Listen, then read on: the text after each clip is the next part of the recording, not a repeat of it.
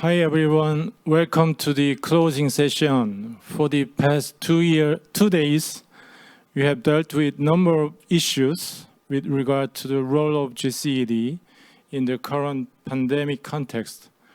Media and information literacy as an important component of GCED and also as an effective way to counter misinformation and fake news, respect for nature, urgent action on climate crisis, and education for sustainable development in that regard. I'm not attempting to summarize all the discussions we had during the conference, but I'm just picking up some key words and key ideas that have been shared by speakers and panelists.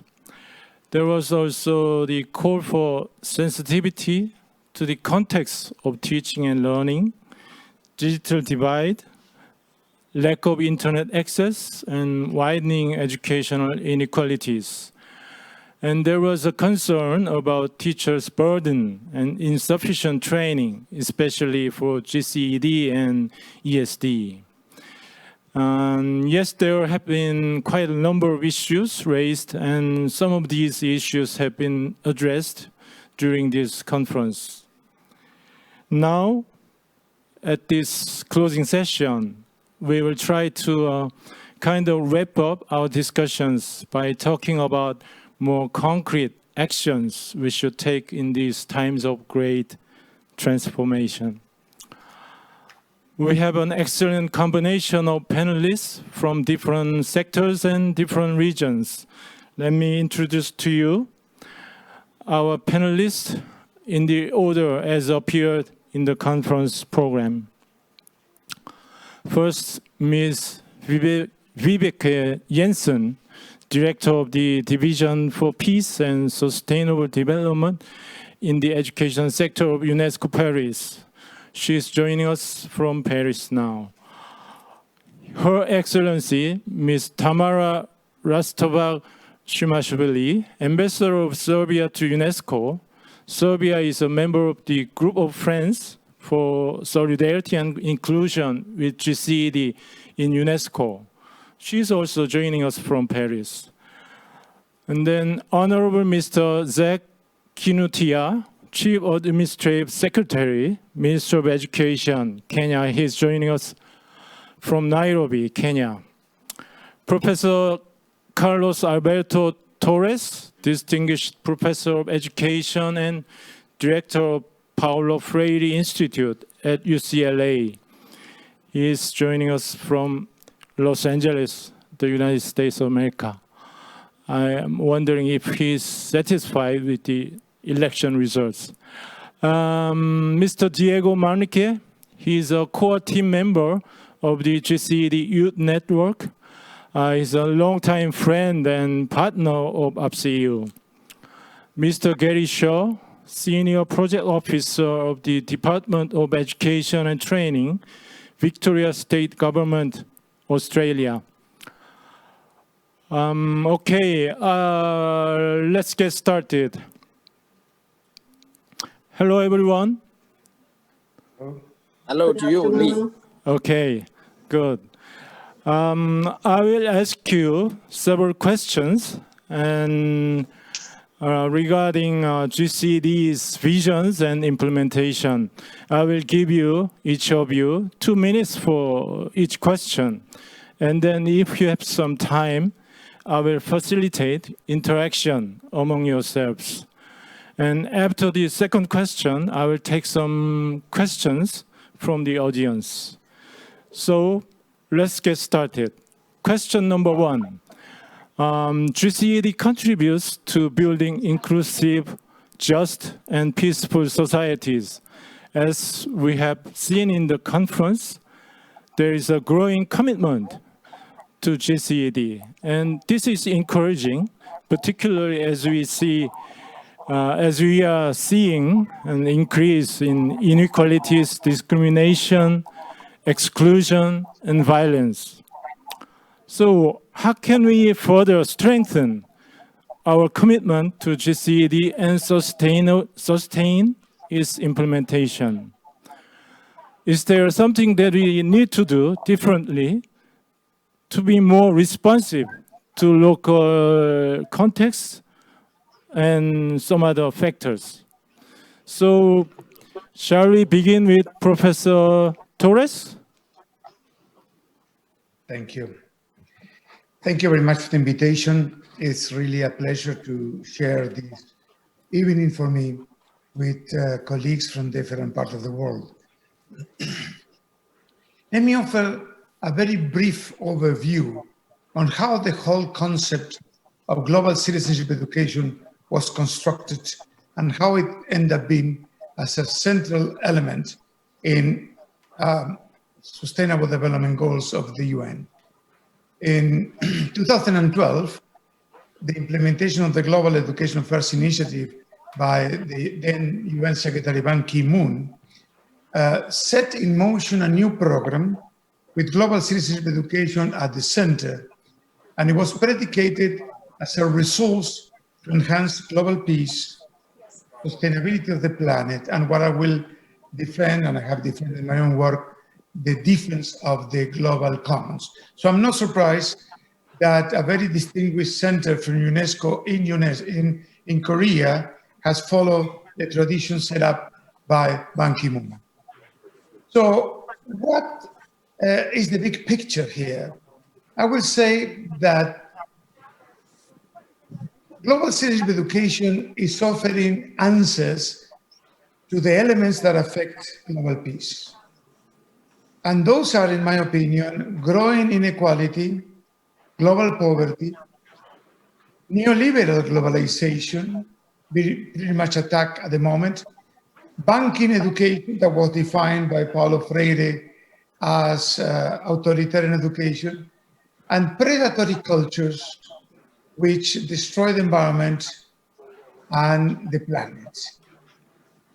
But in order to conclude, using my 2 minutes wisely, we have intersections and contradictions between global citizenship, the traditional concepts of democracy, and multiculturalism that emerge as one of the solutions to inequality that does not address the question of diversity. Okay, thank you very much. I think you have raised a very important issue. So I hope we can have some time to discuss that matter. So let's move on to Honorable Mr. KINUTHIA. Thank you once again, Lee and the entire team across the world, Paris, America. And I think the question you raised about our friend in Los Angeles, satisfaction about election, deserve an answer to know whether they are satisfied by the, by the election. They'll share with us later, but we are happy here in Kenya. We are very grateful for this conference. And sometimes we wish would it have been face-to-face had this pandemic not struck us, would have been more interactive and engaging. But nevertheless, we are grateful to be joining as a country, Kenya, this conference on the second day of its running. And we are very happy because GCED is not a new partner in Kenya. We have walked along the journey through our partner, Kenya Institute of Curriculum Development, have been working with us the journey. We have appreciated all the efforts that have been put to ensure that we are achieving peace through this initiative. Because as you rightly put it, Mr. Lee, peace can be achieved in many ways, but no better way than improving education status for the people who have not gone to school for a long time. This one has worked hand in hand in our country, and we are very happy because since 15 years ago, the government of the Republic of Kenya has been intentional on rolling out massive literate programs by making education accessible to the poorest of families, making it free, and now making it even more affordable, and sometimes putting constitutional provisions that compel people to take their children to school, because sometimes it's not a voluntary exercise to take children to school, and we are happy. To answer your question, so that I maintain myself within the 2 minutes, what GCED can do more, I think our approach as African nations, and particularly our country, Kenya, cannot be the approach that will be made by other people. And this is what I think can be done.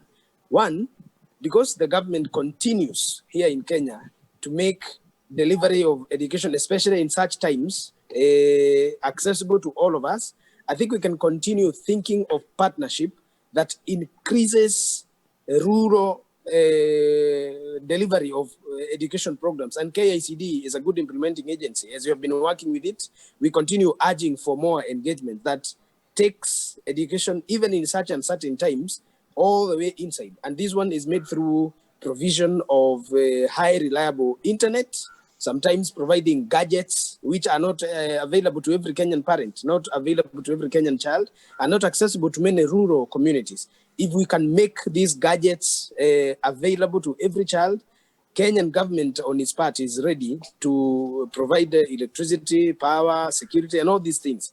If you can continue having engagements from where you are sitting and the Kenya government complementing, we will do a lot in reaching education to every Kenyan child, every African child, and every child who deserves education in all the over 7 continents of the world. And thank you, Mr. Secretary. Thank you very much. Yeah, you are very right. The delivery of education is so crucial. So, yeah, I think we can come back to that issue later. Let's move on to Diego. Are you here? Thank you very much, Director. Yeah, thank you very much, Dr. Lim. I'm very honored to be here and to be able to share this panel with such a great representatives from across the globe and from across sectors and regions. So to answer your question, I would particularly like to focus on the last bit of it, about what can we do differently to be more responsive to local context and other factors. So I would like to start briefly by saying that I believe that this shared vision by UNESCO and member states, as well as other organizations that work together with this both set of actors, well, it's very ambitious, but I think it's the right way to do it, because we're all entitled to live in societies where we are appreciated and respected for who we are, where our rights and integrity are respected, defended, and protected, and also where we can freely interact with each other on different levels without fear of being subject to different forms of violence. So having said this, I believe that to realize this vision that we are trying to discuss here today, we should involve as many non-traditional GCD actors as possible in the global discussion and the global efforts of GCD that are being done or that are planning to be undertaken. And when I'm talking about this non-typical GCD actors, I'm mainly referring to all of those actors that we do not necessarily address or directly relate to GCD and the different GCD initiatives that are being undertaken, but that can have a significant impact and a significant effort in the global discussion and global efforts of GCD. So most of the times when we talk about GCD, we tend to associate all of those actors that are directly related to this education sector, but we tend to forget that GCD, as ambitious as it is, requires a diverse participation of different sectors. And for instance, when we talk about education, we tend, specifically about GCD, we tend to associate it directly with the education authorities and all the actors of the formal education setting. But there are also a lot of different actors out there that can contribute to GCD. For instance, talking about the public sector, we can think about, for instance, the Ministry of Environment, for example, that has a lot of that can have a direct impact with GCD, as GCD relates very, very closely with environmental protection and with sustainability in general. And we can find different links with many different other areas that are worked and that are priorities in the public sector, as well as across fields and across regions and across countries. So for the sake of time, I'm going to stop right here, but I think we can further keep on discussing this matter a lot in the next questions. Thank you. Okay, excellent. Yeah, that's good. Very good point. Yeah, we don't have to limit ourselves to the narrow circle of education. We can enlarge, expand our network of GCD actors to include, as you said, Ministry of Environment or Ministry of Justice, Ministry of Interior, many actors. So yeah, that's a good point. Let's turn to Mr. Shaw. please. Thank you, Dr. Lim. It's an absolute pleasure to be with you. I have attended the conference in person a couple of years ago, so I understand the dynamics and the robust discussions that go on. I'm pleased to say that in Australia, and particularly in my home state of Victoria, GCED is actively supported in schools. It's infused through the curriculum and considered essential for an open-minded, inclusive and tolerant society, and really for our ongoing prosperity. So it's located quite centrally in our mindset. We have an explicit focus in the education department on global learning and engagement. And the focus of our work is extended to more than 1,500 schools in the state. We also manage the international student program, where at the beginning of 2020, we had 5,000 international students in our schools. And this international student program is also seen as having mutual benefit for global citizenship and engagement in our schools. It's the heart of our work in global learning. In responding to the question of how can we strengthen our commitment to GCED, it's probably now more important than ever to engage young people in the discussion about what's happening in the world and tap into their desire for voice and agency, which was most evident in youth-led environmental movements recently. We also need to recalibrate the opportunities for online learning. Schools need to provide opportunities to support learners to legitimately see themselves as citizens in their local communities in a globalised world where everybody has been impacted either by the pandemic, global warming, trade wars, international conflict. And we can do that, now we've learned we can do that online as well as face-to-face. So helping young people to be part of the solution and supporting teachers to work with them in schools, I think is an essential thing to be doing. At a practical level, this means teaching for critical thinking, critical literacy, inclusion and compassion. It's about promoting curiosity and open-mindedness and enable students to see themselves or to see the world from different perspectives.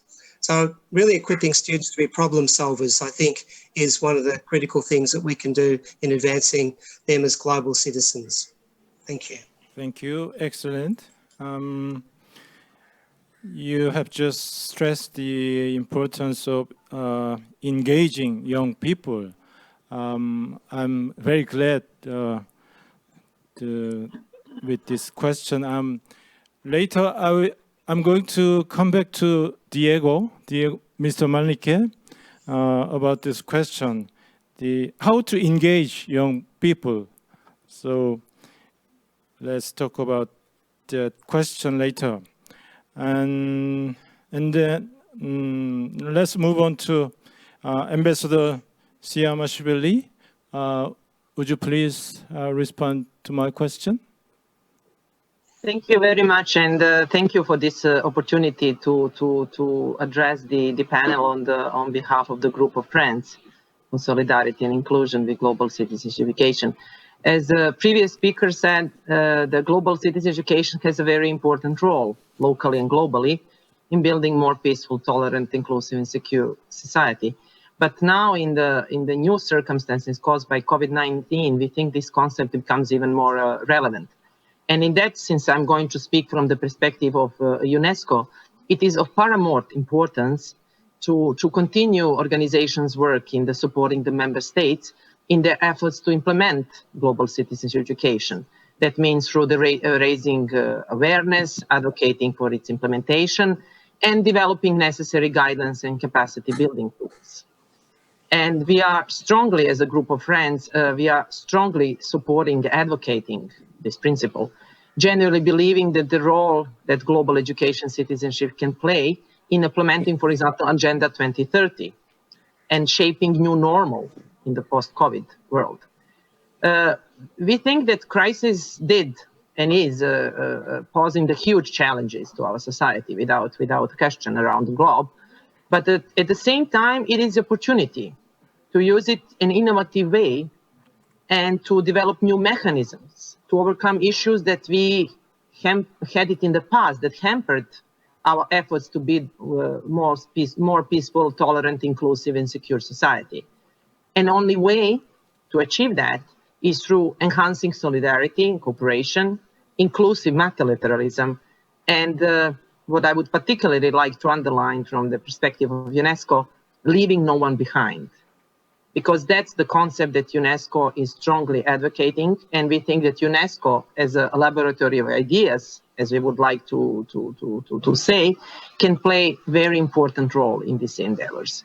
So jointly, on different level, on the local, on the global, from the perspective of the public factors, but also from the perspective of international organizations and the member states within the international organizations, we think it's the only way that we can tackle the challenges. So it is indeed something that we as a group of friends, member states of UNESCO recognize and strongly advocate within our organization. Thank you very much. Thank you. Thank you very much, Ambassador. We feel particularly privileged to hear from you as a member of the group of friends for Solidarity and Inclusion with Gced in UNESCO. Thank you very much, Ambassador. So we have our last speaker, Ms. JENSEN, please. Thank you so much, Mr. Chair. And also big congratulations to you and APCEIU for organizing this very excellent conference. And thank you for inviting us to be on the panel. I'm delighted to be here with so many experts. Let me just address the question you asked with in terms of where we stand today and in terms of what needs to be done. But let me start off by mentioning that UNESCO recently conducted 2 major studies that can help answer the question in terms of where we stand. You know, UNESCO has a set of recommendations going back to 1974, adopted by UNESCO member states concerning education for international understanding, cooperation, and peace and education relating to human rights and fundamental freedoms. We usually call it the 1974 recommendation, and every 4 years we undertake a review of how member states are doing in terms of integrating the recommendations into their education systems. The last review was done in 2016, and we're actually in the process of doing it right now, so we'll have new and fresh results next year. But the 2016 review demonstrated that indeed a lot of progress has been made in terms of implementing and integrating the 4 guiding principles, which are related to cultural diversity and tolerance, peace and non-violence, human rights and fundamental freedoms, and also human survival and well-being, and all components of GCED. And member states integrated in the national legislation and policies, curriculum, and also in student assessments. However, it became very clear from the last review that greater efforts need to be made to strengthen teacher training, both pre and in service and at all levels of education. And I think that in light of what has just happened with the health pandemic and the school closures, we now have a golden opportunity for really picking up and moving on this point, because with the whole conversation around on and offline learning, you know, there is an opportunity also for really reviewing teacher training. The other study that I would just like to briefly mention is a publication that we came out with last year in 2019 called Educational Content Up Close. And it's summarizing the findings from 10 countries that we studied, including Korea, the Republic of Korea, but 10 countries picked from all the regions of the world.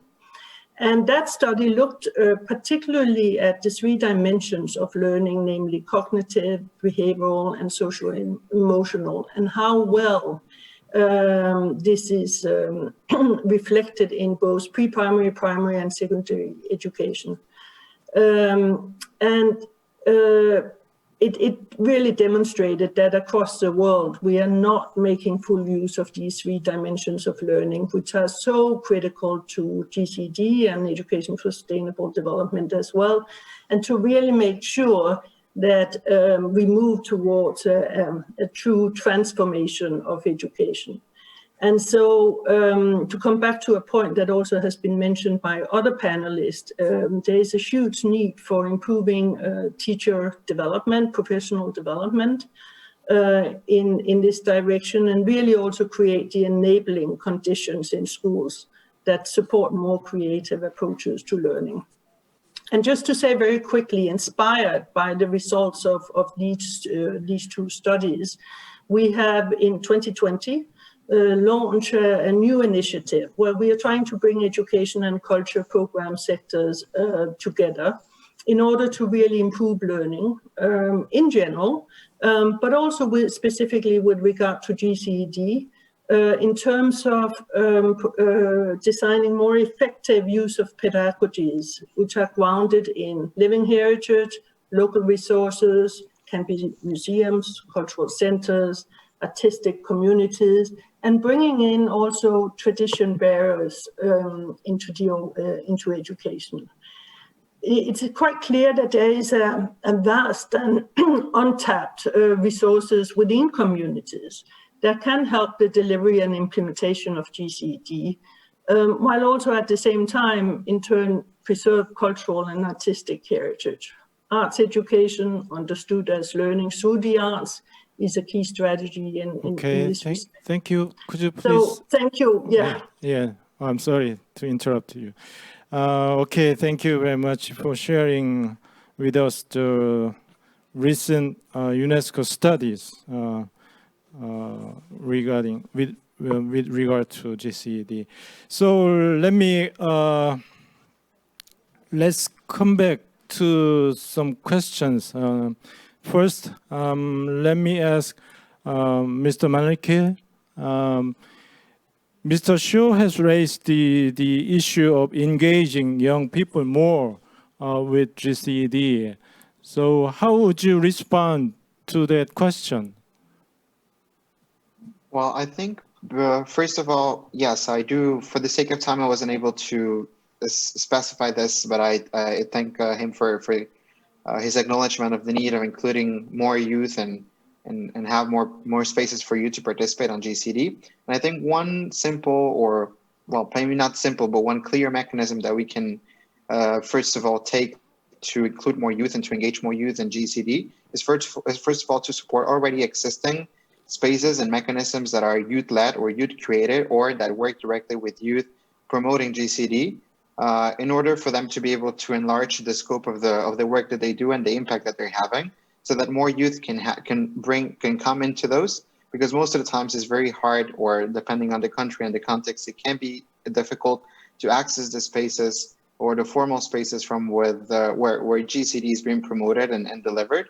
But there are already existing spaces for youth and from youth that are existing and are doing very significant efforts. So I think one first key element or key aspect or strategy that we can do is to support those already existing spaces for more youth to be able to participate on them, and also to be able to facilitate more spaces for training across fields and across countries and across regions for GCED promotion. So I think those are 2 mechanisms, but there are also many more that we can think of. Okay, excellent. Allowing young people to access the spaces, existing spaces, to engage in GCED activities. Mr. KINUTHIA, I understand you have a lot of experiences working with young people in your country. So how would you respond to this question?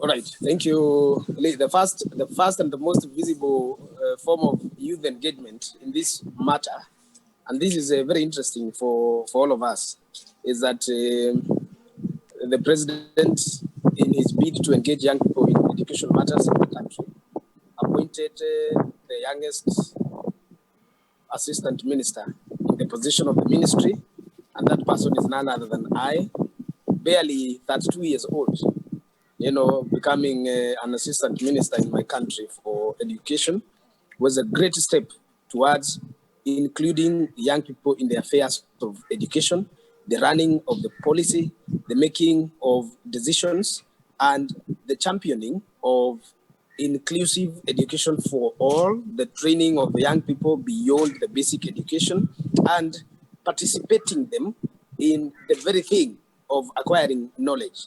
So it is very important from my point of standing as a country, a Republic of Kenya, that the president have seen it better and wiser, being the global youth champion, as was appointed 2 years ago by the United Nations General Assembly, of involving the young people in the matters that they care most about and in the matters that they need most. Because if we are to influence the global youth, we must use the tool of education. As Nelson Mandela put it in his lifetime, that education is the most powerful tool that we can use to change the world. And this world can only be changed by the young people we aspire to transform. The best tool and the best way to have this done is to make them learn it. And the best way to entice them to learn is to ensure that we are putting their leaders in positions of decision making where they can believe easily. We are very excited as a country because the noise across the world that young people are not being involved in the matter of education has been sorted in our region, in Africa, in our country, by putting, I'm not the only person who is put in this decision making, but many people have been involved. So yes, I want to agree with my brother Diego that many things that can be done to involve young people must be done.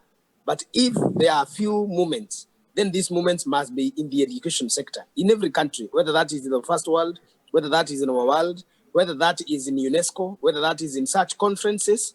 Next time, Lee, and I'm not taking power from you, Hyun, Mook, I want to see a moderator sitting where you're sitting, a youthful person. Although perhaps you are youthful in the mind.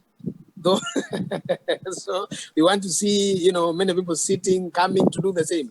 Although I'm not overturning your government, I'm just making a decision that can be followed. But we are really excited, and we pray that young people may be involved in this. Okay, excellent point. Thank you. Yeah, there should be young leaders in the decision-making positions. Yes. Very good point. What do you think about this point, Professor Torres? My sense is that the best way to communicate with the youth is through social movements. In fact, global citizenship education is a social movement, and as long as it plays a role in bringing together people from different areas of a particular country, from different genders, from different ideologies, it could become a very persuasive way of getting together. The youth has an advantage and a disadvantage. The advantage is that they have not lived long enough, so they have not suffered what people who get to be older have learned. The disadvantage is that as well. So in other terms, the advantage and disadvantage of the youth is their ability to commit themselves to models of utopia. And without that ability, we have no future. Yes, very academic and also at the same time very practical. Thank you for that. So I think we have made a very good start. So shall we move on to next question? Okay. Question number 2. What actions will be most needed in order for GCED to play a more active role during and after the pandemic? Shall we start from the Minister of Education, Mr. KINUTHIA? Thank you very much. And I thank you for giving me the first chance because that is a very good question.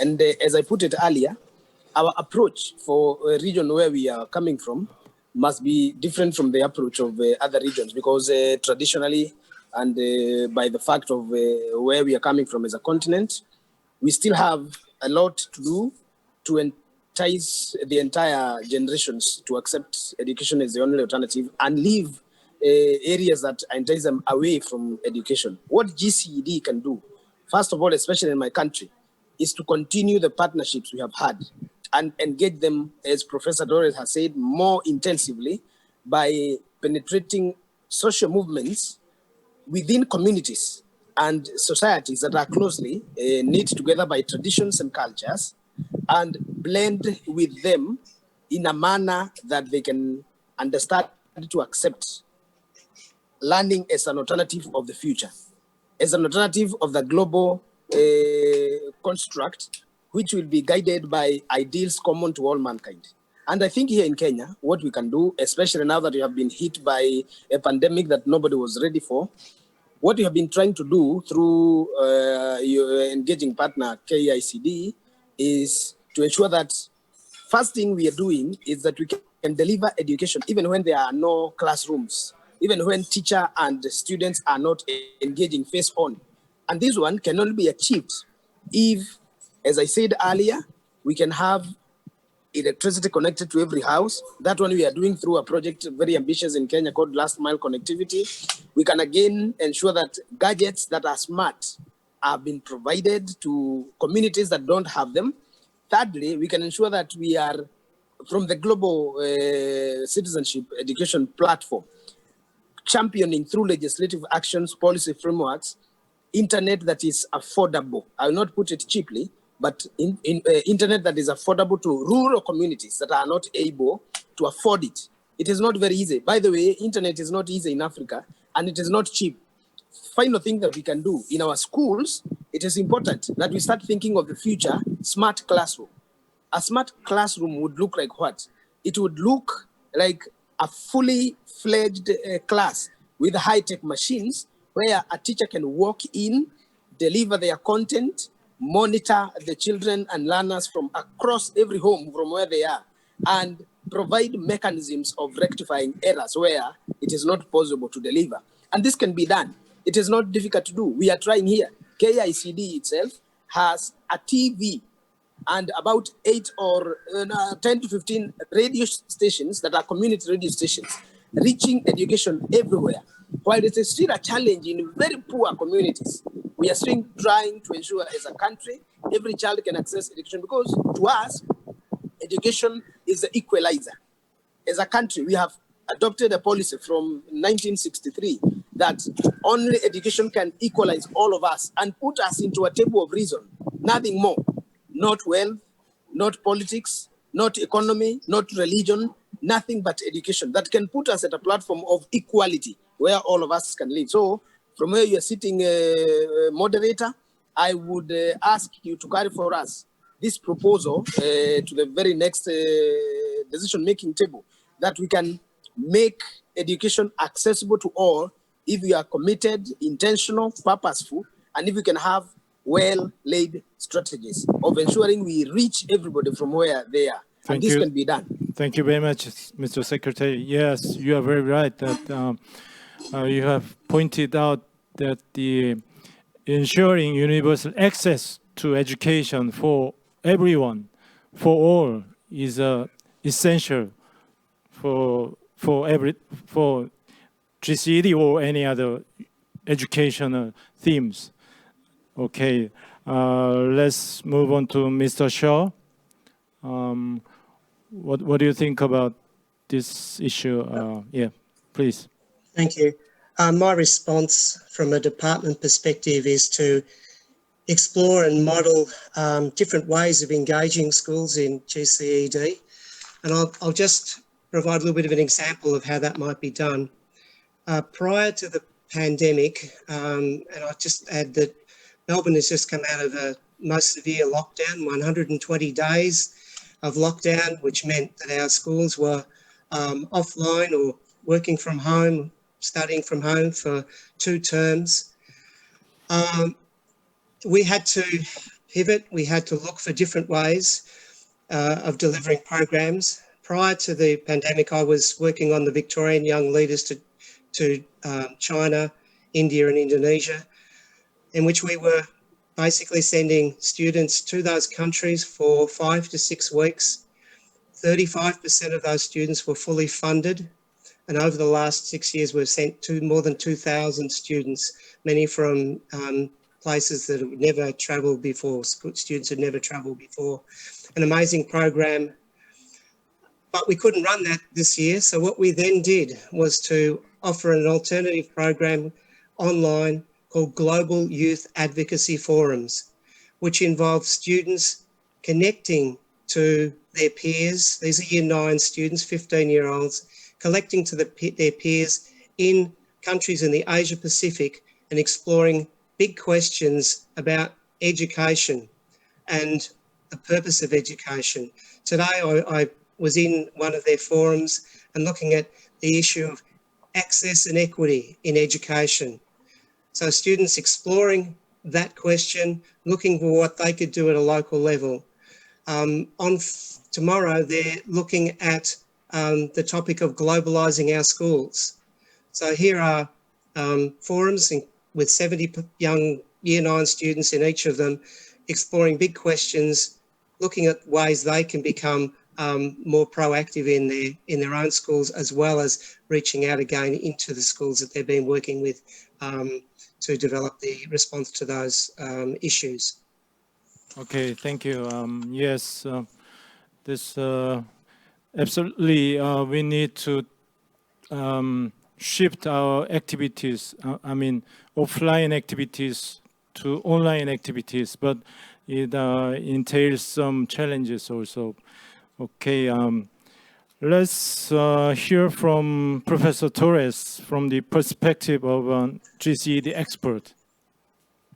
Thank you very much, Professor and Director Lim. Really, I have to be very concise and brief. In 2 minutes, there's not much one can say, but the question is so relevant. What can global citizenship education can do? And what role can play, active role in the pandemic? I think, let me propose 2 principles. The first one is what I will call global solidarity. It is very clear that when the different countries isolate themselves and do not collaborate, do not cooperate, it's more difficult to figure out the origins of this killer virus. It's more difficult to figure out the genetic mutations of the virus. It's more difficult to figure out the way to treat the people infected and even how to protect those who are more susceptible to die, which is the elder. The second element is global coordination.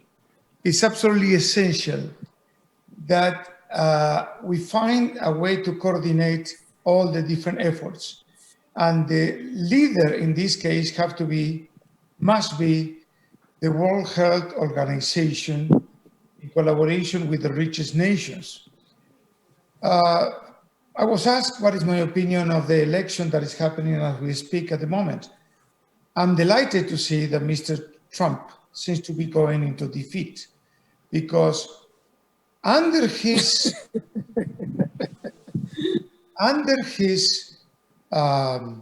leadership, the US has reached the highest level of infections per day, today more than 100,000.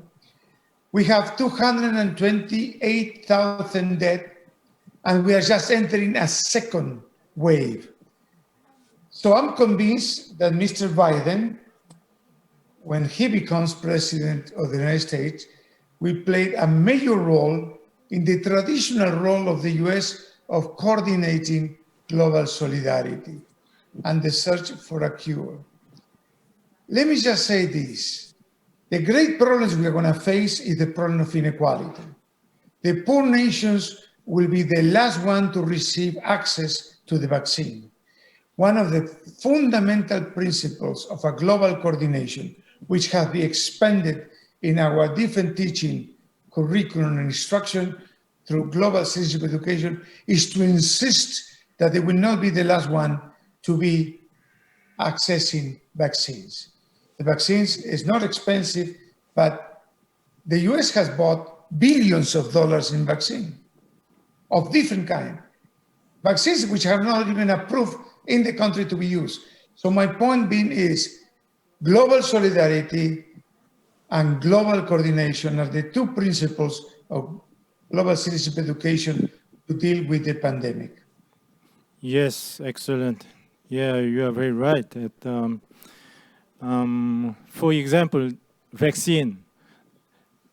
Mr. Shaw has raised you shared your activities, global youth advocacy program under the theme of access and equity. This theme also applies to the issue of vaccine, access and equity, and this is also the issue of justice at the global level and also national level. So shall we move on to Ambassador SIAMASHVILI? Would you please, yeah. Ambassador, please. Panelists, thank you. All the panelists raised some very important issues, and I think why this debate is beneficial for all of us because it gives us different angles from academia to the practical point of view. And again, since I'm speaking on behalf of the group of friends and the perspective of UNESCO, when we are talking how the global citizen education, what is the role during and after the pandemic, from the perspective of our group of friends, we support strongly more active role of the global citizen education. And to be even more practical, one area that deserves our utmost attention is technical support, capacity building for the implementation of this concept at country level. And I think that was something that was also mentioned by the previous panelists.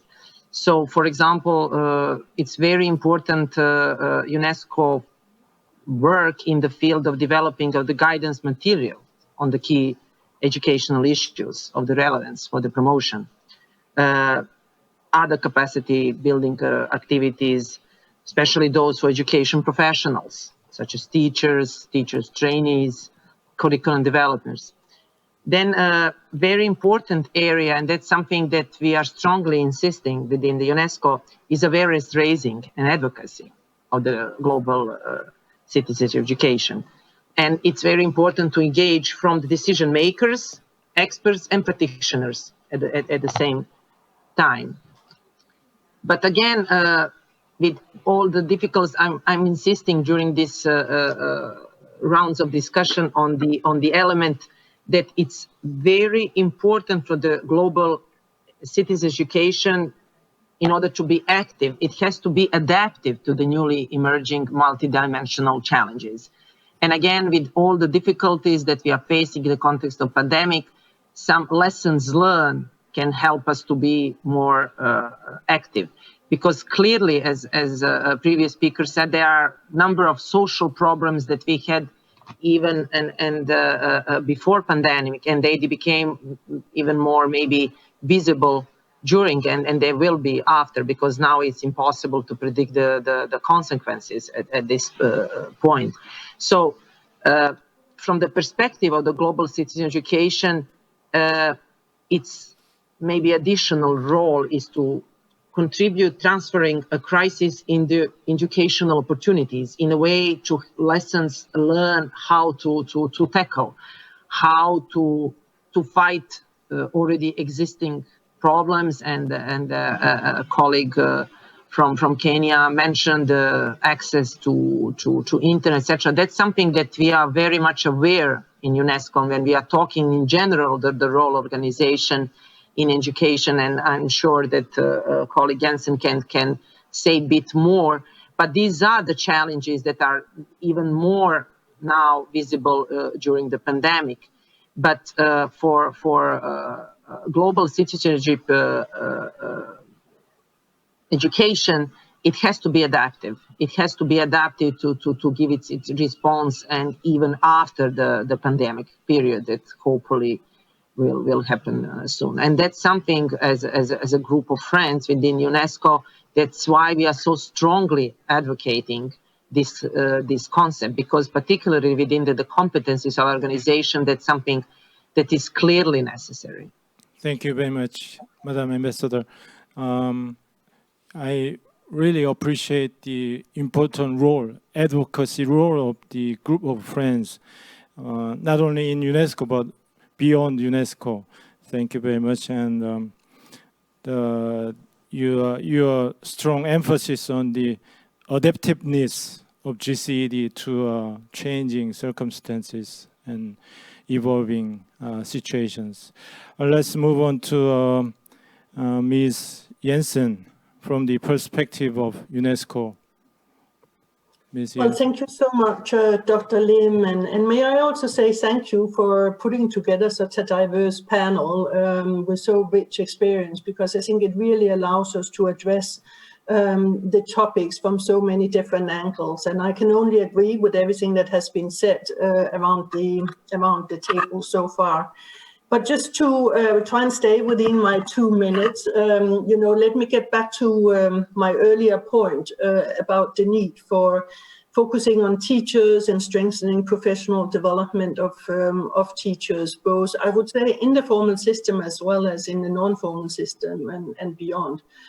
I think we all have seen during this pandemic and the school closures how teachers have been under enormous strain in their personal lives, but also in their professional capacity.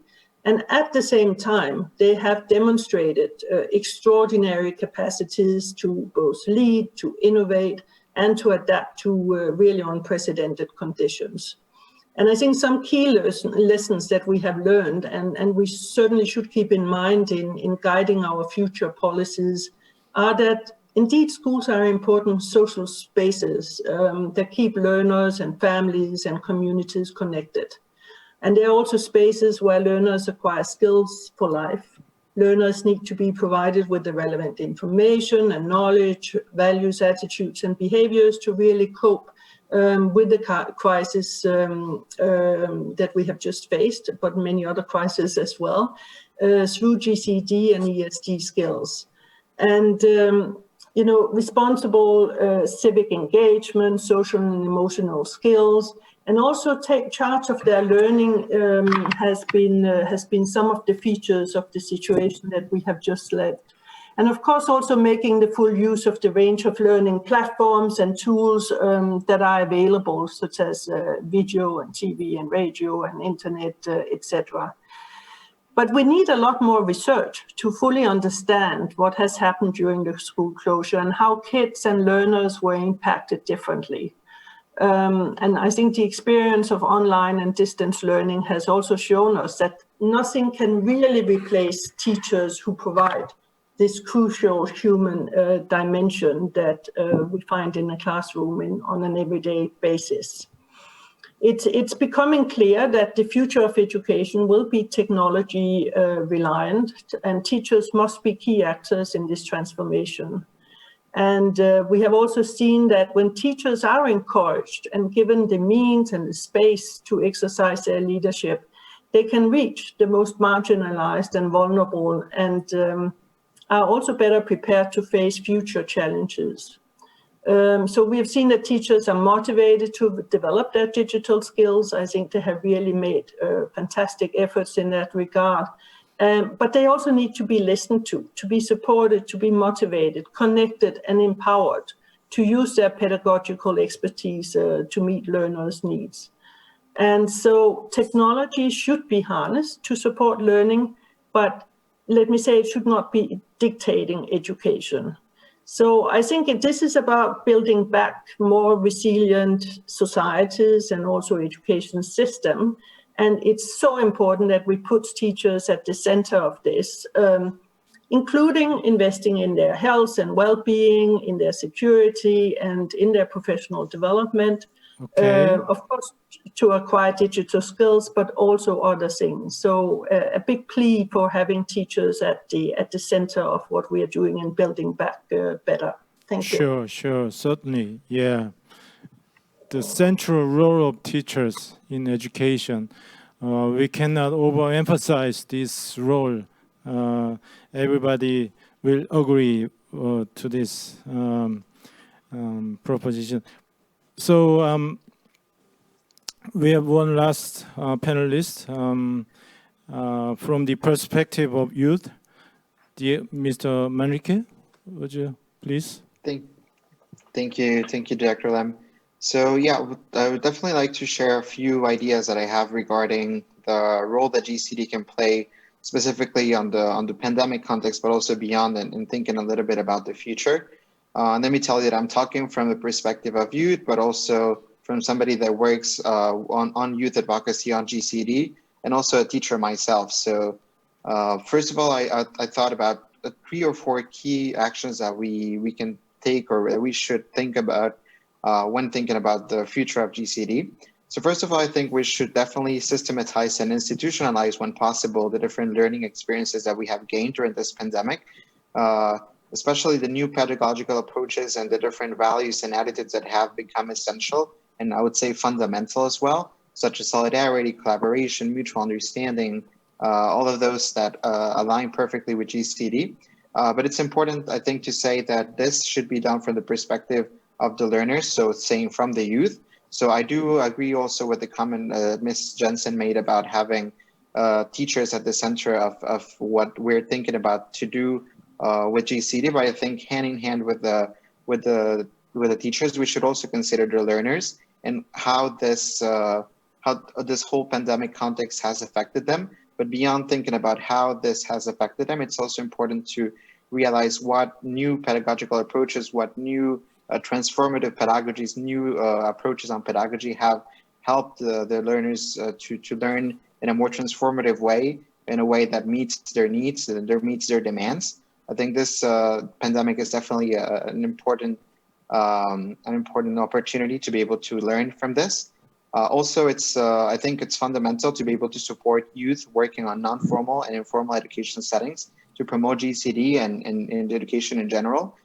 Because it's very often said that GCED is a very broad and general concept that sometimes can be very difficult to bring to the ground, to bring to the grassroots level. But I think, and I know from experience, and I know from the network of young people that I work with across the globe, that there is so many different significant efforts that are being done that have had such an incredible impact, especially in the pandemic context. We've seen the limitations of the formal education setting and schools and the ministries of education faced to the pandemic. And I think this is very important to acknowledge, and we need to do a lot more to improve the resiliency and capacity of this institutions to cope with this crisis, but also future crises. But we've seen how the non-formal and informal education settings have remained there and have remained working permanently to benefit youth and to benefit communities as a whole. So I think it's very important that we support these organizations and the different efforts that are being done.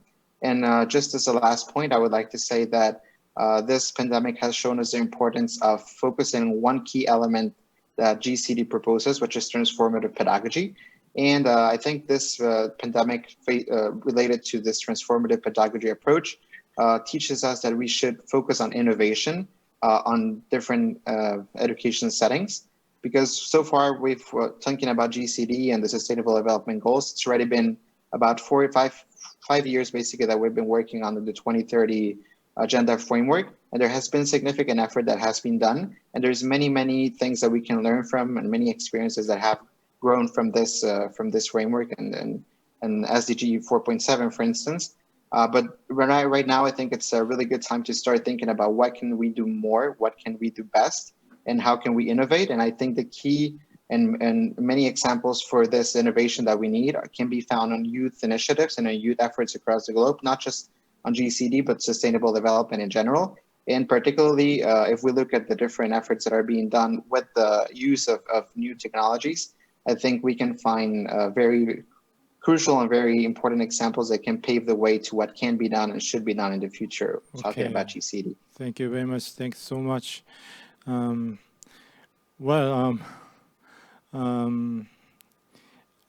Yes, thank you very much for your contribution.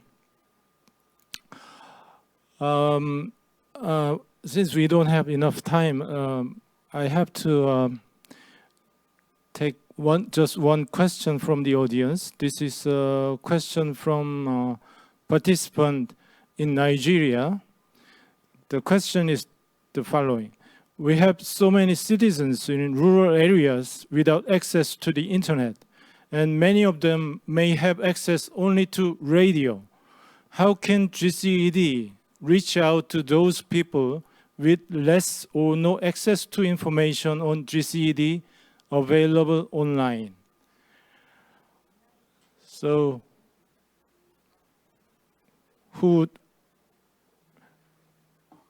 anyone would like to respond to that question?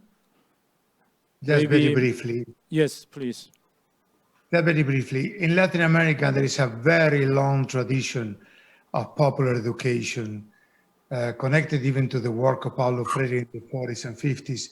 And a great deal of that work was always done by radio, which is one element of connecting with populations which are displaced and or don't receive sufficient technology.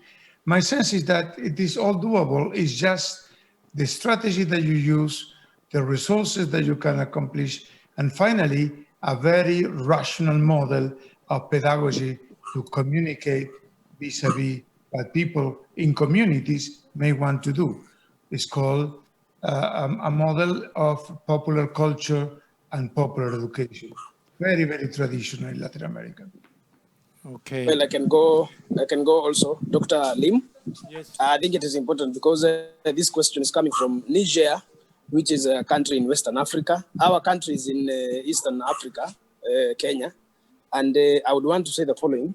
In the beginning, I alluded to the fact that our own state agency is working with communities across the country in very rural and poor places where we have about 15, 16 community radios that the content is uploaded from as early as the nursery school, kindergarten, all the way to Form 4, and it is broadcasted through the radio.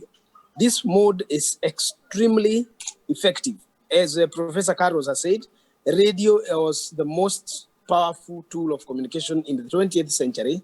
And I dare say here in Africa also, it is still the most effective and the most powerful tool of communication you can use to reach the masses, to reach the poor of the poor in the very deep places where no other means of communication can get, including transport.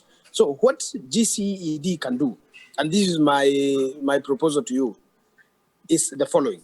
And this is also important for JENSEN to hear, because UNESCO can do it in a great way. Radio, being the most important, can be availed because for us here, especially in Kenya, we have made the content. We have delivered all the content. So if the question from Niger was the content within GCED and how it can reach the people, then you can simply give us that content. If that was the question, deliver it to us here as a government in Kenya, then we will upload it in our format, and then we will broadcast it to these communities. If the problem, as she was asking in entire Africa, is that there are no access even to these radios, I think I can advise. There are radios that are available that uses satellite. There are radios that have come today that are also using internet. And as you can see, some American tech companies and the European tech companies are making radio that can use internet and making that internet also available through some balloons suspended in the air that can go across regions in many countries. If these radios can be availed to these rural and poor communities across Africa, all the 52 countries, I think it will go a long, long way in delivering content, whether that content is with the global education, global citizenship, whether that content is with the UNESCO, whether that content is with any government in any part of the world.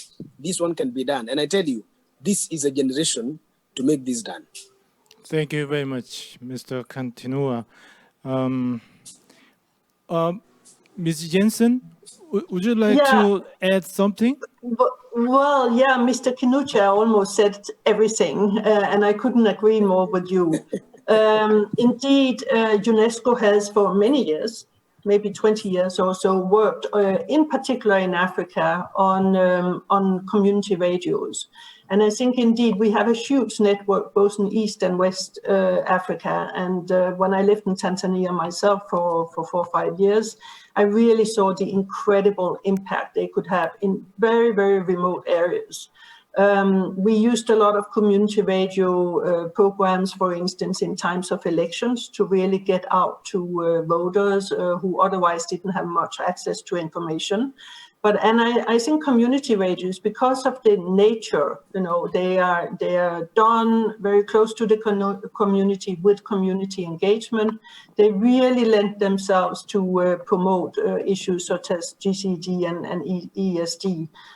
Democracy, etc., etc. So we have a very powerful tool, and I think we have also learned through this pandemic really to capitalize on it, and also realizing that we need to do even more to to put education online in terms of radio and television, and not only talk about internet and the digital. So that's an area for further work also in the future.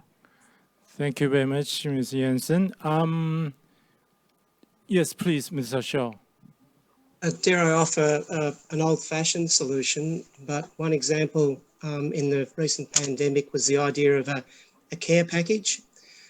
Some of our students who had been to China when China first came down with the pandemic actually put a care package together for their peers in the Chinese school and sent it over to China, had letters of solidarity and had some small gifts in it. But as a result of that, the Chinese students, in turn, when Australia's pandemic started to become quite serious, also sent a care package to the students here. So, I mean, that was just a small example, but a possibility of how to share expressions of citizenship and solidarity. Yes, correct. Yes, you're right. Yeah. There are so many things, however small, we can do to show our solidarity. Madam Ambassador, would you like to say something? Yes, I would just follow up what Ms. Jensen said, just to remind dear panelists that Africa is one of the main priorities of UNESCO, besides gender equality. So basically, in practical terms, it's implemented through all the program and projects that UNESCO is doing in the field, through the field office, etc. And that's something I'm talking from the perspective of Serbia. That's something that Serbia is strongly supporting within UNESCO, but also other member states. So there is a strong support for the priority Africa in all fields, particularly in the area of education. And that's one of the reasons why UNESCO managed to adopt the highest budget at the last General Conference. Again, with the idea to use the resources in implementing in all the priority fields, including Africa. So in that sense, it is something that is of the great importance for organization and the member states. Thank you very much, Madam Ambassador. Actually, reaching out to people without access to the internet is a huge challenge, not only for some countries, but I think it is true of all the countries in this pandemic world. So utilizing radio is a good idea, but I'm not sure. I have a question about how many contents are there in Kenya or in Nigeria or whatever else regarding showing GCED. But I will save this question later to another time. Let me move on to question number 3. You have shown slightly or significantly different understandings of GCED and diverse priorities of action. This is somewhat inevitable, and in some sense desirable given differences in local contexts and needs.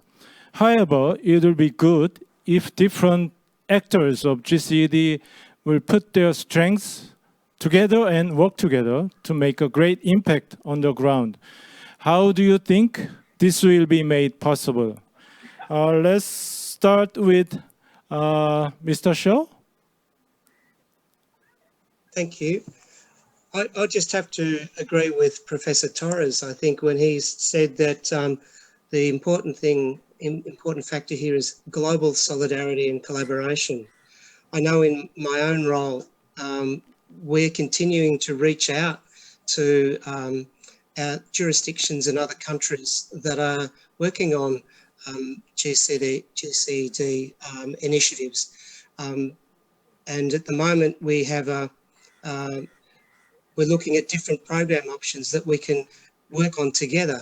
So the idea of continuing to collaborate despite the difficulties we might be facing is paramount in what we're doing. The other thing that, and I'll give another example, I'm currently the chair of the Global Partnership for the Prevention of Armed Conflict Peace Education Working Group, and we represent 15 regions throughout the world. And we support projects and project activity in places like Palestine, working with refugees, in Cameroon, in the Philippines, in Serbia, and Armenia, just by way of a few examples. And that network works also across education jurisdictions, continues to connect members of GPAC with various activities that then I can share with our educators and with our school systems. So maintaining solidarity and collaboration across the world at this point in time and looking for opportunities of joint activity, I think is a critical part of maintaining and extending global citizenship education. Yes. Thank you. Yeah, excellent. Continuing and maintaining global or international exchanges and joint activities. Yeah, that's very important. Shall we move on to this time, Diego, Mr. MANRIQUE? Yeah, thank you very much, Director Lim. So, well, to answer to this question, I would say, first of all, I believe that the diverse views on GCED are desirable. And I think this perfectly aligns with some of the core principles that GCED proposes, especially because this education framework basically acknowledges and I think celebrates diversity, which is something that I think it's very important to highlight. And well, there are many different paths or ideas that I think we can take to work together and have a greater impact. I think that the key of moving forward with GCED, particularly from a youth perspective, relies on analyzing from each stakeholder or each group of stakeholders, analyzing what areas of GCED are a priority to them based on their needs, and effectively communicate them to the authorities and to the different stakeholders that are above them in order to properly articulate all of this and be able to transform it into policy and into practical resources that can serve to the implementation of GCED. Because most of the times, well, we have many different ideas and many objectives that we want to meet, but very often we're working in parallel universes, I'd say, in a way, because we are all trying to aim to the same things or different things under the GCED umbrella, but we are doing this in an isolated way. And very often it's really hard to articulate and to implement GCED or to deliver GCED, particularly from a youth perspective, when there are no platforms, especially policy platforms that allow or that would invite actors specific, particularly from the government sector, to support this initiatives or these efforts that are being done. So I think the key in this case is to have an effective communication within actors and within sectors working on GCED. And in order to be able to properly articulate this and have a greater impact in general.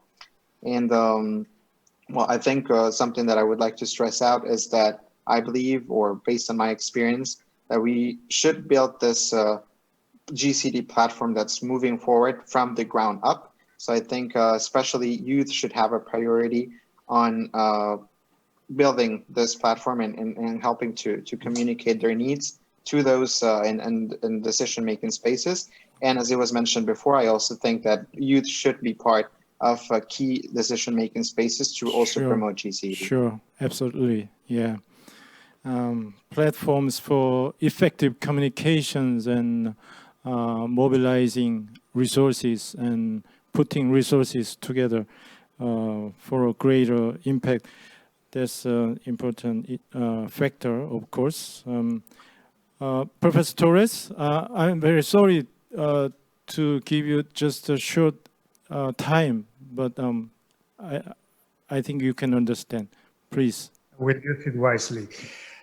I think we need to sort out the difference between the stockholders, because I've been in every one of the biannual meetings, and there is always a tension between the peace educators and the people that are trying to do global citizenship education. There is a second tension that needs to be dealt with, and it's the tension between a Western concept and a non-Western concept that seem to be of the same quality. Let me give you two examples. Ubuntu in South Africa, I am because you are, and Summa Kansai in Latin America, I am with the rest of us, including nature. So I will stop here, but I think there are serious epistemological differences in the way people address this concept worldwide, in the different regions, in the different communities. Well, again, very academic, and also at the same time, this has very practical implications. Very good. Let's move on to Ms. JENSEN. Well, thank you. And yeah, there are different approaches, and I think it's work in progress to, or different definition. And I think it's work in progress to really continue that conversation about what GCD means. But I think, you know, the most important thing is that at the core of all of these approaches is really a strong commitment to human rights, to solidarity, to respect for diversity, and the determination to learn to live together in peace and dignity. I think, you know, I think it was Diego at the very beginning of our conversation mentioned that the importance of involving a broad range of stakeholders. And we have talked a bit about youth, which of course are very, very important. But I also really like what he said about, you know, not only talking to the formal, informal, non-formal education system, but really reaching out to many other entities and of course, civil society, but also ministries beyond the Ministry of Education. So I think this whole issue of really having a very broad stakeholder buy-in to GCD and support to champion the concept across the board is very important. Thank you. Excellent. Wide-ranging involvement of wide-ranging stakeholders. That's true. Madam Ambassador, would you like to? Yeah. Yes, I fully do agree with the other panelists that we need a joint action of all the stakeholders in order to have better and more visible results in the area of the global citizenship education. But now I will use this opportunity just to illustrate with one good initiative that is launched in UNESCO, and that's based on the solidarity and cooperation. So a group of friends led by the Republic of Korea and supported and with the participation of my country as well, we introduced in the executive board of UNESCO global call against racism. The aim is to add a strong voice to the loud calls from around the world for the action to address this pertinent issue. And in introducing this initiative, what we hope we will have the very wide support of the member states of the executive board, we wanted to underline the essential role of the UNESCO in the fight against racism and call the world to take action and joint efforts led by the UNESCO in the area of its competence. And the key is to address the root cause of this phenomena and to reject any action of the racial discrimination and racial hate crimes. And in this context, UNESCO, through the education, particularly the Global Citizenship Education Program, works to ensure that schools promote inclusiveness, solidarity, gender equality, culture of peace. And since I'm really very much inspired by the previous speaker, allowed me just shortly to give you the angle from the Republic of Serbia, again, in the context of the joint action of the different actors and ministries. For example, besides the Ministry of Education, in my country, there are several other ministries, but also non-governmental institutions, youth organizations, that are having activities that can be recognized as an element as a global citizenship education. There is ongoing curriculum reform implemented by the Ministry of Education, which has brought quite a few novelties regarding content and the new topics into curriculum, and which takes global citizenship education a step forward within our educational system. But also, and particularly listening very carefully with what panelist Diego said from the youth, the role of youth. In Serbia, we have a special ministry, separate ministry on youth sport. So from the, for example, normative point of view, we have a law on youth, a national youth strategy for the period of 2015-2025. And it's the law is fully compatible with the goals and principles of the global citizenship education. For example, that includes support to the personnel, social empowerment of the young people, respect for human and minority rights, equality, prohibition of discrimination, equal chances for everyone, active participation of the young people in cooperation, and social responsibility and solidarity. And that's something that my country is strongly insisting on, and within the international organizations, for example, when Serbia was chairing OSCE, we had a special accent on that segment, and we even had the youth representative of the Secretary General of the OSCE. So this is very important component that also can be seen in the context of the global education initiative. Thank you very much, Madam Ambassador. Well, last not but least, Mr. KINUTHIA. Mr. KINUTHIA.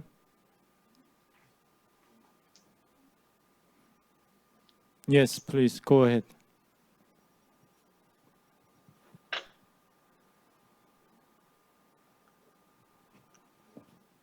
Mr. KINUTHIA, would you like to respond? Thank you very much, Dr. Lim.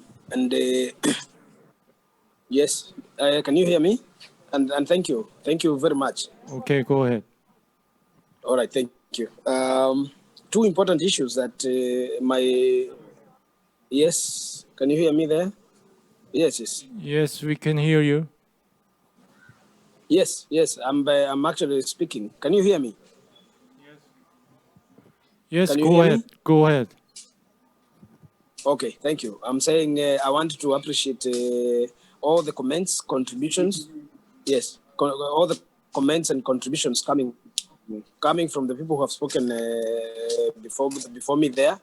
And one of my best proposal that I think could transform the way GCED does its mandate, and it's perhaps the vision for its future, is the need to integrate, and aggressively so, the communities and their cultures, blending the culture with the vision and objectives and the goals that GCED want to achieve. Because many barriers against education, especially from where we come from, are based on the cultural beliefs and cultural practices and cultural traditions attached to every tribe in Africa, over 2,000 tribes. If we can blend the culture with the way we want to do delivery of this education, whether that is teacher training, as Madam said earlier, whether that is inclusion of young people in education roles, whether that is in decision making. The key thing here is blending of culture and goals of GCED, global citizenship. And this is very interesting. Professor Carlos mentioned Ubuntu from South Africa. We are also talking about it in our country, Ubuntu, that at the center of everything is the coming together of us on a greater utilitarian goal. We are not divided. We are one when it comes to greater ideas that transform our lives and move them from one side to another. And we and that is possible. I want to encourage you to continue doing what you're doing, especially in my country, Kenya, and come in numbers and feel our tribes, feel our cultures, then blend them with your vision and with your goals. And before you know, you are likely to achieve more success and faster here in Kenya than any other part.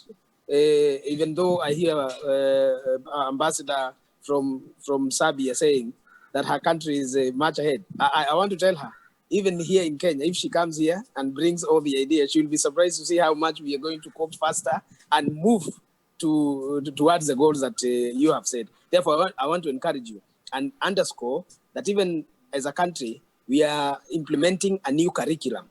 And this curriculum has been fit with our times, seeing that the former curricula is producing more graduates of memory than graduates of skill. So we are changing the curriculum to a competency-based form of curriculum that can empower our young people when they go out there to be more effective. So GCED can as much try review curriculums all over the world of the education systems that every government is offering to put our global youth competitive. And thank you very much, Dr. Lim. Thank you. Extremely interesting. Yeah, this aspect of culture in GCED. Professor Torres has also raised this issue of Western concept vis-a-vis non-Western concept of GCED. So, of course, we need to take into account this cultural aspect, intercultural dialogue and intercultural understanding in promoting and implementing GCED. Well, I'm sorry, we could go on. I wish we could go on, but as you know, we don't have time so I have to continue our discussion to actually it's our last question number 4. As you know, Europe and the US are confronted with the second wave of infections. Most people in these countries, regions, are having difficult times again, and the situation is not so different in other regions. So how can GCED give hope to us and foster solidarity among ourselves? I can give you only 1 minute for each of you. So let's start from the Ms. Jensen, please. Well, thank you so much, and thank you for this very, very interesting conversation. It's not much one can say in 1 minute, but maybe to end on an optimistic and positive note, I think that we have indeed been through very, very difficult times for the past 8 months, and will have to continue probably for a few months, more months at least. But I think we have also learned a lot. And I think it has been demonstrated very clearly that we have to come together, we have to, across borders, not only address the health pandemic, but also some of the other things that have happened. I mean, we haven't talked about it today, but hate speech and hate crime, for instance, is something that has really been on the increase, both offline and online over the past many months. And so I think the need for really focusing on GCED, we will have to look critically at our education system, both the delivery, but also the content. So we now here have an opportune moment for really give a big push to GCED. And thank you for this meeting. That's right. It's time to push for further reinforcing GCED. Yes, true. Madam Ambassador? I'm sorry. Yes, clearly there is no society that is not feeling the direct consequences of this pandemic. So global citizenship education can give its contribution through the use of education as an instrument for achieving universal values that we all mentioned today: mutual understanding, respect, solidarity, inclusiveness, gender equality, and culture of peace. That is very important. And it is what we see as a global citizen education as a kind of inspiration that will all bring us to work together in order to build a healthier and more sustainable future for our planet. And I will end with a positive note, with special focus on the young generations. They should lead this process. Sure, yes, younger generations. And so next, Mr. KINUTHIA, please. Thank you very much, Dr. Lim, and thank you very much for putting up this meeting. So the first thing that global citizenship education can do is actually what we are doing: speaking when it is not possible to meet, and congregating in an online world in each comfort from where we are coming from. This one must continue. So what we must do in such times is that we must continue talking, because when we are talking, we can find solutions. When we are talking, we can give hope to each other. And when we are talking, we inspire each other. Suppose we did not have forms of meeting, this meeting would not have been there. This 5th international conference would not have been. But courtesy of technological advance and willingness and commitment from this secretariat, we are talking. So what we must continue doing is talking. Beyond this conference, I challenge and encourage GCED to organize now regional inter-party meetings, where now regions can meet and talk and devolve the talk we are having here, encourage each other. I want to put to you that in my country, we closed down institutions of learning, and we have only remained with the transitional classes that are transiting to the next level of learning, so that we do not block education delivery. And if we can talk to the rest who are at home, each to their own country, Madam Ambassador Zambia, and Carlos Torres from where he is, Diego, and show everybody here. If we can take them to regional level, then to country level, then at country level, we can organize how we can keep talking to each other and encourage each other. I'm looking forward, even as I complete my delivery, to hosting you in my country, if possible, in the 6th or 7th or 8th, to come to our country, Kenya, where we say, Hakuna Matata. There is no trouble in Kenya.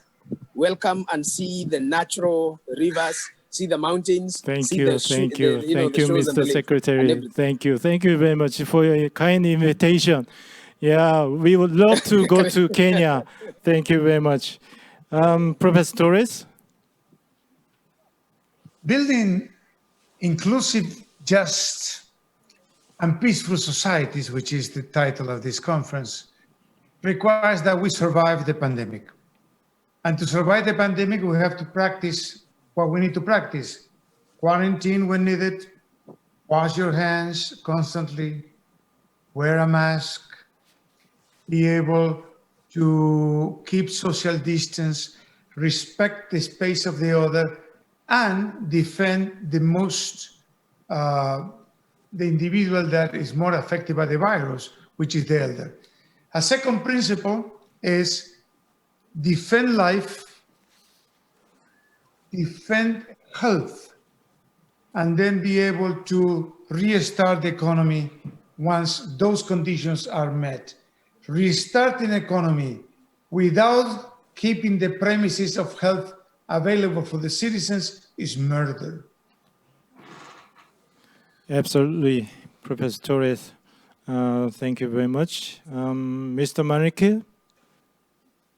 Yeah, thank you, Director Lem. So for the sake of time, I'm just going to end with telling you just a short story about that I heard recently that showcases how the current pandemic has, in a way, erased some of the differences that we, although it has not, probably not erased completely, but at least shown us how we are more interconnected and more interdependent or we are realizing this connections now. So just a few days ago, I was listening to a podcast about youth views on racism in Europe, and the speakers were saying that they believe, or based on different studies, there's this fact of identification as a precondition to fostering empathy.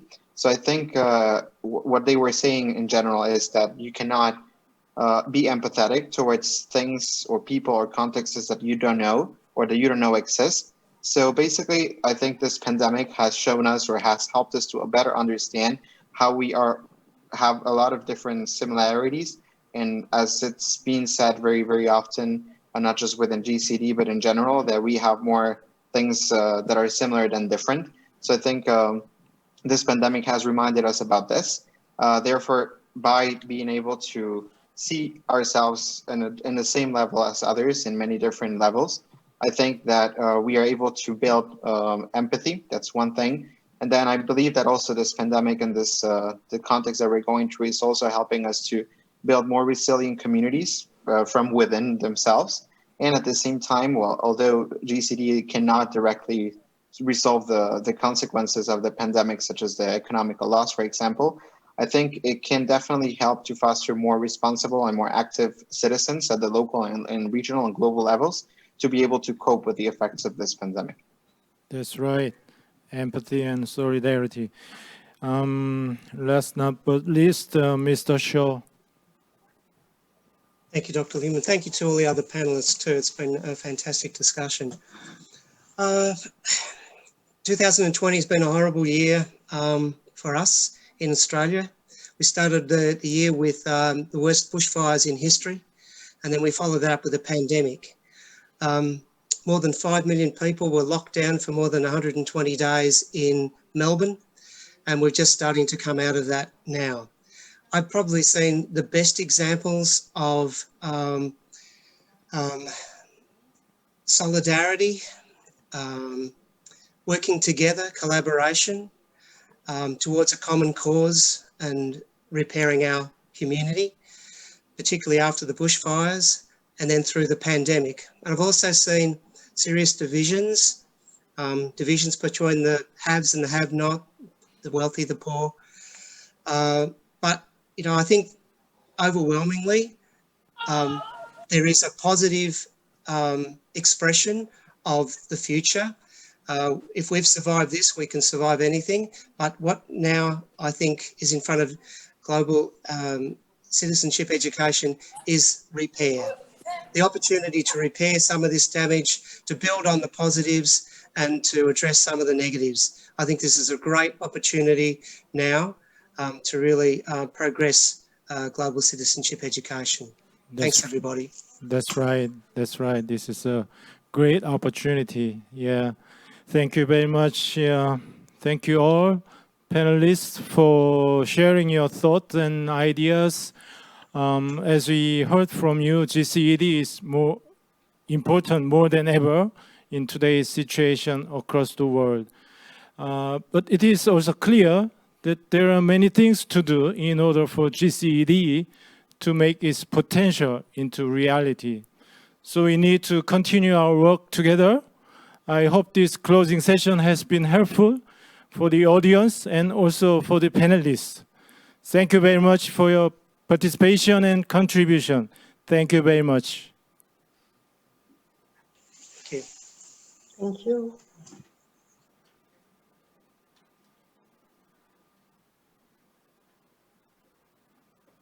바로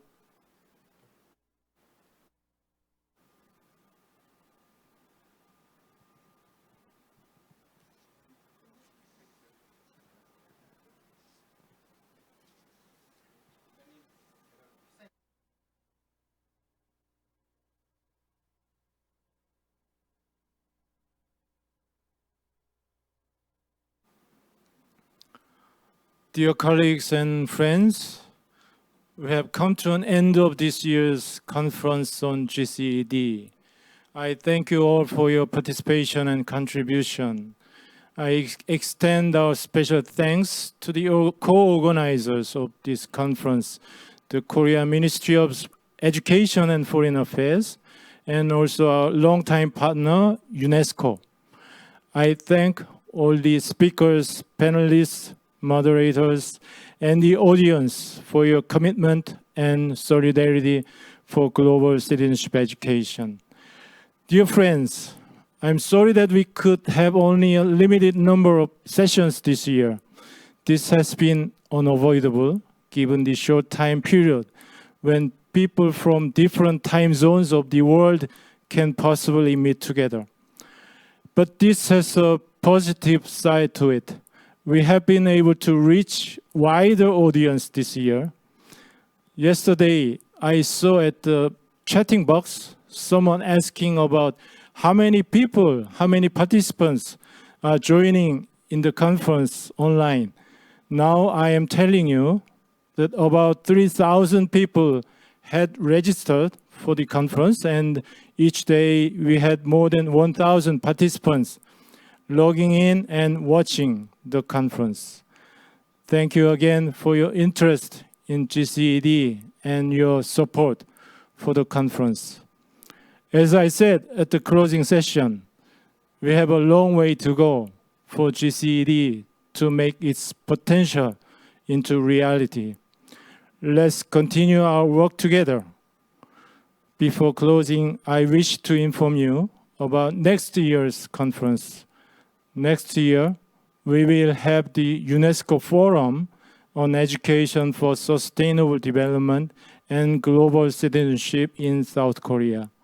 So we will replace this GCED conference with the UNESCO Forum next year. The forum will be held in early September, and we will keep you informed about this forum. I hope to see you all at the forum next year. Thank you very much. Bye-bye.